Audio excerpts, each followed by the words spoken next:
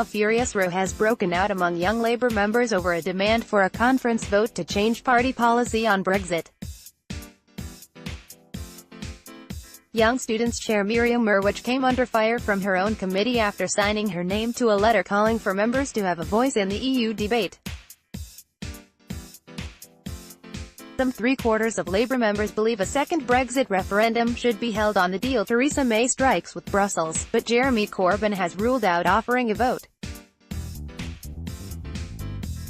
The letter, penned with Labour Students Chair Melinda Chittenden, urged Jeremy Corbyn to allow a vote at the upcoming Labour conference on changing tack to support a second Brexit referendum.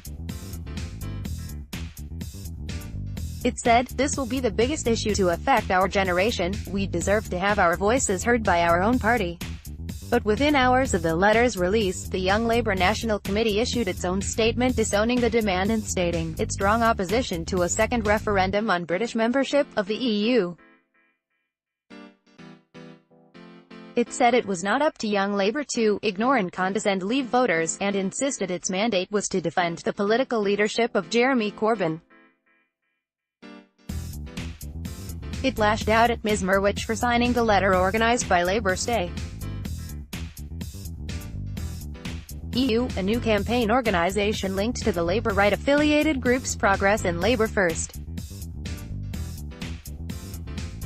And it said, "As a committee we therefore wish to collectively reassure members that Miriam Mirwitch's actions do not represent Young Labour's National Committee. We believe it is important that the chair does not mislead the public on Young Labour's position towards Labour's Brexit policy." But Ms. Mirwitch shot back, "I would like to reaffirm that, as chair of Young Labour I hold a mandate of my own and was elected via a one-member one-vote ballot of all young members.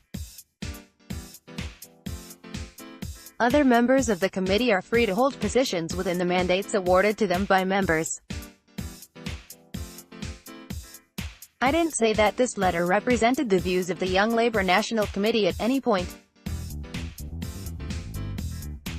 I was simply lobbying for Young Labour members to have a say in policy. I will always fight for Young Labour members to have a voice in our movement." Politicshow understands the Young Labour National Committee confronted Ms. Mirwitch about the letter at a fractious meeting this afternoon. A source said she claimed not to have known about the background of Labour Say.